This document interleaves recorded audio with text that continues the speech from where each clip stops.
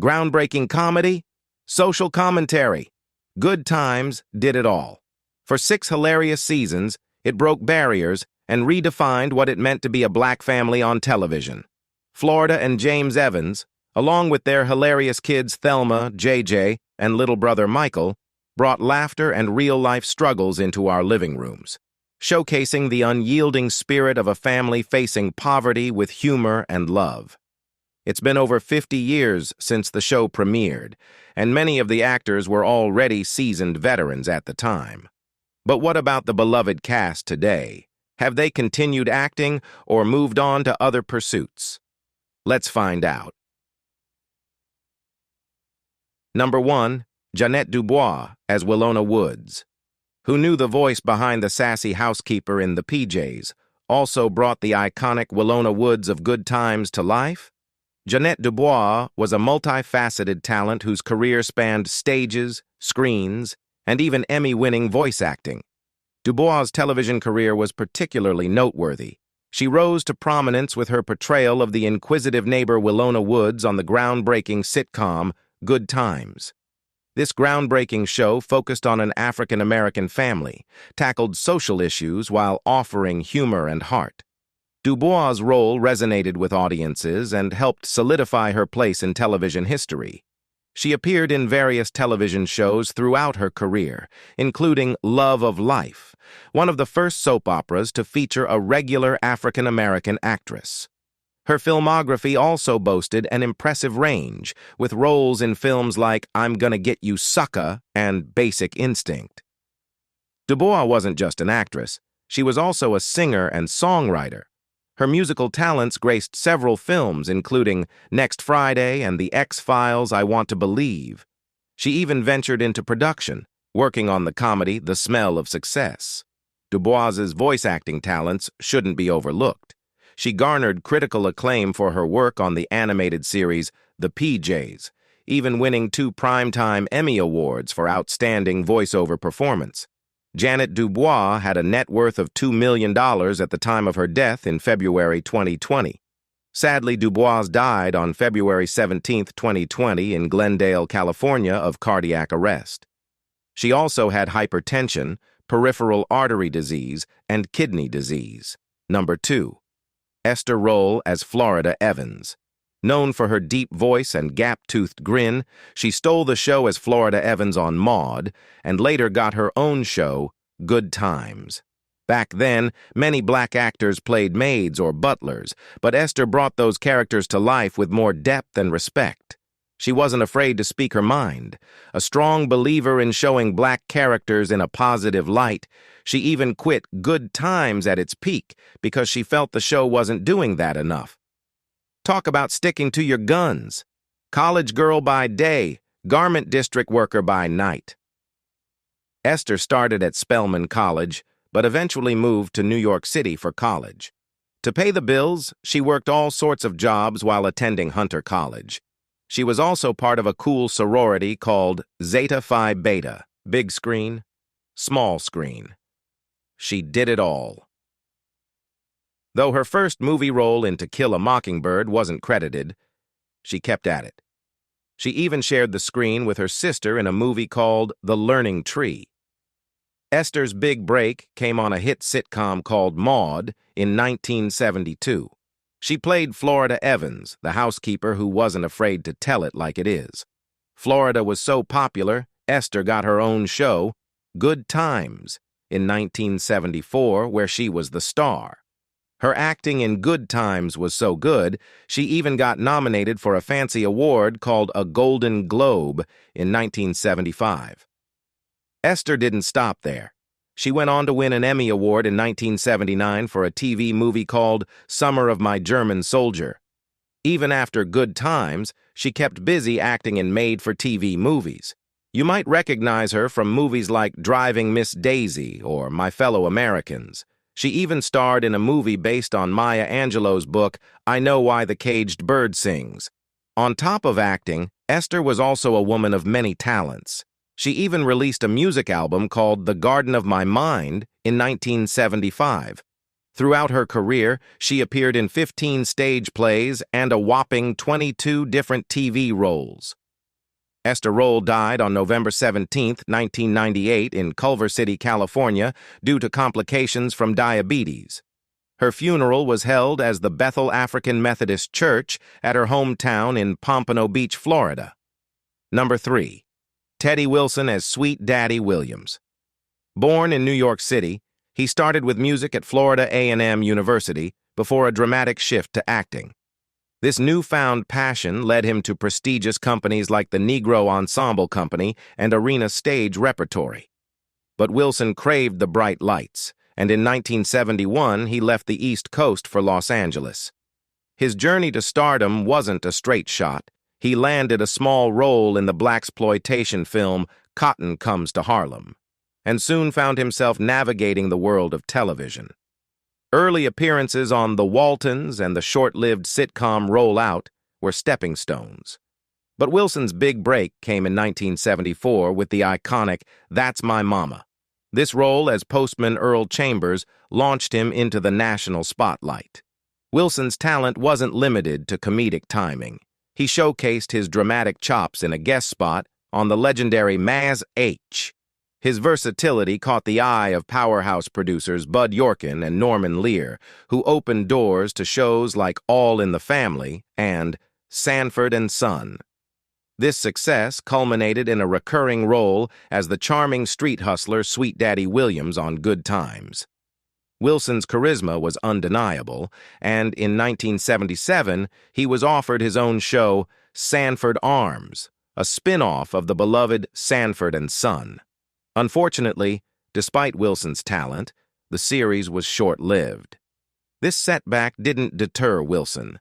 He continued to build his resume with guest appearances on shows like The White Shadow, where he even dabbled in writing, and The Golden Girls. He also graced the big screen in films like Alien Nation and Mel Brooks's Life Stinks. Tragically, on July 21, 1991, Wilson died of complications from a stroke at Cedars-Sinai Medical Center in Los Angeles at the age of 47. Number 4. Helen Martin as Weeping Wanda Williams. Before Eddie Murphy charmed a small-town doctor in Doc Hollywood, he shared the screen with another scene stealer, Helen Martin. But her impact goes far beyond that comedic role. Martin was a black actress who defied limitations, starting in the historic American Negro Theater in the 1940s and carving a space for herself on stage, screen, and sitcoms like Good Times for over 6 decades. Helen Martin's story is one of perseverance and dedication to her craft. She carved a significant path for African American actresses, leaving an undeniable mark on both theater and television. Her journey began with the American Negro Theater, a groundbreaking company that championed the creation and production of plays by and for black audiences. This experience undoubtedly shaped her artistic beliefs and fueled her commitment to diverse storytelling. Martin's Broadway debut in Native Son further solidified her presence in the theatrical world. While many of her most acclaimed roles remained on stage, she transitioned seamlessly to television and film later in her career. The explosiveness of her film debut in The Phoenix City Story highlights her fearless approach to acting. Though a 14-year hiatus followed, her return was triumphant. She graced audiences with her comedic timing and memorable characters on shows like Good Times, 227, and That's My Mama. These sitcoms, often showcasing predominantly black casts, offered a vital platform for representation and challenged the limitations placed on black actors at the time. Interestingly, Martin seamlessly transitioned between stage and screen, bringing the same vibrancy and humor to both mediums. Her film roles, like the offbeat characters in Doc Hollywood and Bulworth, further demonstrate her versatility. Martin wasn't afraid to portray diverse and sometimes quirky personalities, captivating audiences with her talent and stage presence. Sadly, Martin died of a heart attack on March 25, 2000, in Monterey, California, age 90. Number 5. Moses Gunn as Carl Dixon. Authoritative black character actor of film and TV, also enjoyed a successful career on stage. Gunn made his NY stage debut in the original off-Broadway production of Jean Genet's The Blacks.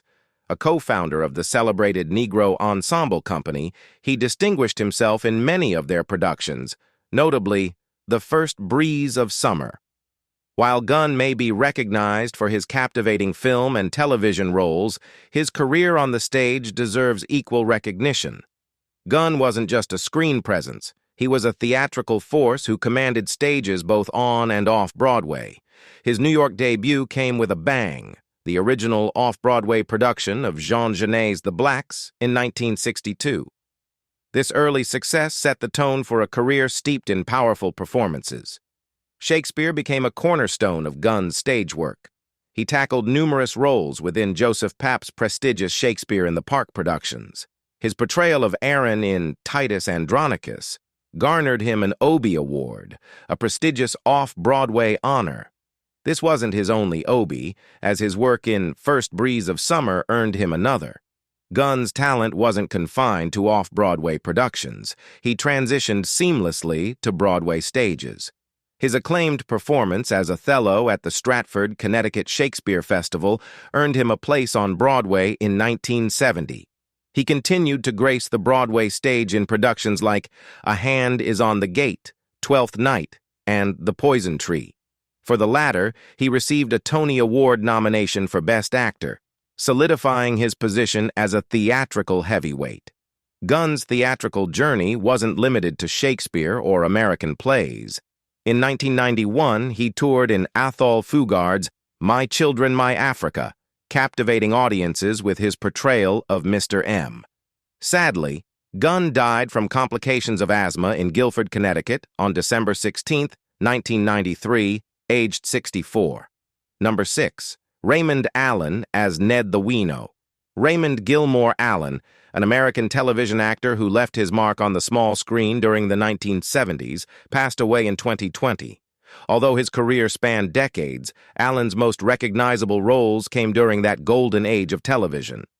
Allen's comedic timing and ability to portray relatable characters made him a favorite among audiences. He brought characters to life across various shows, from the down-on-his-luck Ned the Wino on Good Times to the lovable Woodrow Woody Anderson, Aunt Esther's husband on the iconic Sanford and Son. He even reprised his role as Woody in the spin-off, The Sanford Arms. His comedic talents weren't limited to sitcoms. He showcased a different side on the action-packed series Starsky and Hutch as the friendly mechanic Merle the Earl. Allen also made guest appearances on shows like The Jeffersons, What's Happening, and The Love Boat, further solidifying his presence in television history. While Allen retired from acting in 1985, reportedly due to illness, he continued to connect with fans through public appearances, signing autographs and reminiscing about his career. Raymond Gilmore Allen's legacy is one of bringing laughter and warmth to living rooms across America. His characters were relatable, funny, and often served as a source of comfort and humor for viewers. Though his acting career ended decades ago, his impact on television and the memories he created continue to resonate with fans. Sadly, Allen died in August 2020 from a respiratory illness in California at the age of 91. Number 7. Bubba Smith as Claude. Before Dwayne "The Rock" Johnson charmed audiences with his charisma, Bubba Smith paved the way for imposing athletes to become comedic stars. This Super Bowl champion transitioned from disrupting offenses to delivering punchlines, proving that athleticism and humor can be a winning combination. At 6'8", Smith was an intimidating presence on the field. He once joked that his game strategy was to grab a number of players, find out which one had the ball, and discard the rest, but spoofed his sports persona on screen by playing genial, even passive figures like Police Academy's Moses Hightower, a gentle florist with self-confidence issues. After retiring from professional football, Smith began his acting career with small roles in movies and TV shows during the late 1970s and early 1980s. He is best remembered for playing Moses Hightower in the Police Academy series, a role he reprised in nearly all the sequels. He also appeared as the chauffeur for Ned Beatty's character in the movie Stroker Ace, alongside Burt Reynolds. Smith starred in the TV series Blue Thunder with Pro Football Hall of Famer Dick Butkus, with whom he also appeared in Miller Lite beer commercials. He guest starred in numerous TV shows such as Good Times, Half Nelson, The Odd Couple, Wonder Woman, Taxi, Heart to Heart, MacGyver, Married, With Children, and Family Matters. Despite not becoming a major Hollywood star, Smith's football legacy remained strong. He was inducted into the College Football Hall of Fame and had his college jersey retired in 2006. Smith was also known for being the longtime spokesperson for the Baltimore law firm Cohen, Snyder, Eisenberg, and Katzenberg. Sadly, Smith was found dead in his Los Angeles home by his caretaker on August 3, 2011. He died from acute drug intoxication and heart disease. Phentermine, a weight loss drug, was found in his system. His heart weighed more than twice that of an average similar male. He was 66 years old. Number 8, Richard Ward, as Henry Evans. Believe it or not, at just 11 years old, he was part of a family act with his sisters. They sang and danced together in a vaudeville show called Dot, Flo, and Dick. Pretty cute, right? But looks can be deceiving. As Richard grew up, he went from a tap-dancing kid to a strong young man with a deep voice. This tough exterior actually helped him become a successful prize fighter in his early career.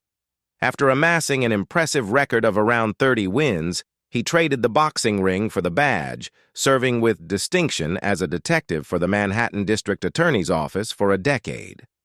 Richard never strayed far from the performing arts during his time as a detective. He continued to hone his acting skills on stage, appearing in plays like Anna Lucasta. His service in World War II as an Army sergeant major further broadened his life experiences. The 1950s marked a turning point for Richard. He dedicated himself fully to acting, gracing both the stage and television screens with his dramatic talent. A pivotal moment arrived with his portrayal of Willie Loman in an all-black cast production of Death of a Salesman. This critically acclaimed performance cemented his reputation as a skilled and versatile actor. On television, Richard's imposing presence and deep, gravelly voice were a perfect fit for authority figures, particularly police officers. His role as Captain Doby in Starsky and Hutch is a prime example. Despite his screen persona, those who knew him described Richard as a warm and friendly individual in real life, someone who enjoyed simple pleasures like fishing and cooking. Sadly, Ward did appear as a different character in one episode in the final series shortly before his death due to a heart attack. Number 9. Alice Ghostley as Hortense Dobbs. Whether she was playing a sad, downtrodden wallflower, a frumpy housewife, a clumsy maid, or a cynical gossip, eccentric comedian Alice Ghostley had a knack for drawing laughs from even the smallest bit of material with just a simple fret or whine. She first made a name for herself on Broadway and later became a familiar, amusing presence on TV sitcoms and in occasional films during the 1950s, 60s, and 70s. Alice was born in the small town of Eve, Missouri, where her father worked as a telegraph operator. She grew up in various Midwest towns and began performing at age 5, reciting poetry, singing, and tap dancing. Encouraged by a high school teacher, she studied drama at the University of Oklahoma, but left to pursue a career in New York with her sister, Gladys. Initially teaming up with her sister in an act called The Ghostley Sisters, Alice eventually went solo, creating her own cabaret show as a singer and comedian. She worked various jobs to support herself, including as a secretary for a music teacher, a theater usherette, a waitress, a detective agency worker, and even a patch tester for a detergent company.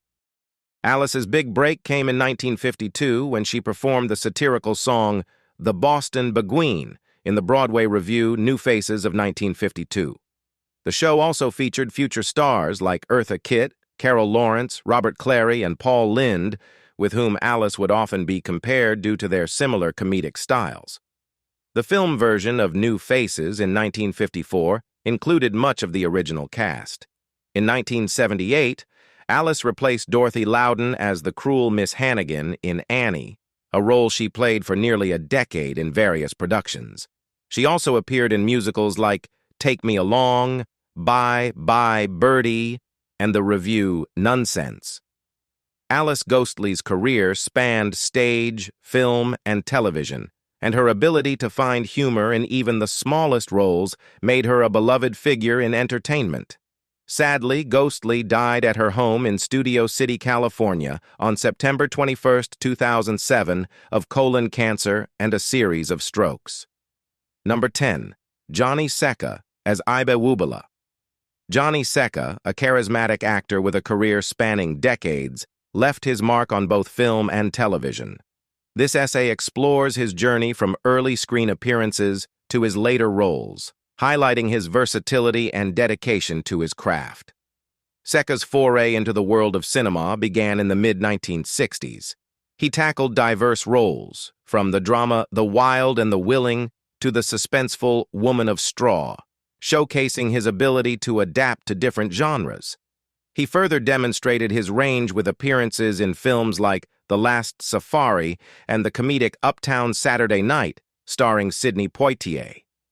The 1970s saw Secca's cinematic presence continue to flourish. He took on roles in projects like Visit to a Chief's Son and the epic Muhammad Messenger of God, where he shared the screen with Anthony Quinn. Adventure films like Ashanti, alongside Michael Caine, offered a different facet of his acting abilities. His talents weren't limited to the silver screen. He also landed a role in the miniseries Roots: The Next Generations. Secca's dedication to acting extended beyond feature films. He appeared in television specials like The African Queen, further showcasing his dramatic range. The 1980s saw him return to film with roles in the mystery Charlie Chan and the Curse of the Dragon Queen, and the coming-of-age story Fever Pitch. He also appeared in miniseries like Master of the Game and Passion and Paradise, demonstrating his ability to captivate audiences over longer narratives. One of Secca's later screen appearances was in the science fiction series Babylon 5: The Gathering. This role marked a fitting end to a career that traversed genres and captivated viewers for decades. Johnny Secca's passing in 2006 left a void in the entertainment industry. His career serves as a testament to his talent and dedication to his craft. From his early dramatic roles to his later appearances on television, he consistently brought characters to life with depth and charisma. Number 11. Louie Gossett Jr. as Donald Knight. They said it couldn't be done. No African-American actor had ever won an Academy Award for Best Supporting Actor.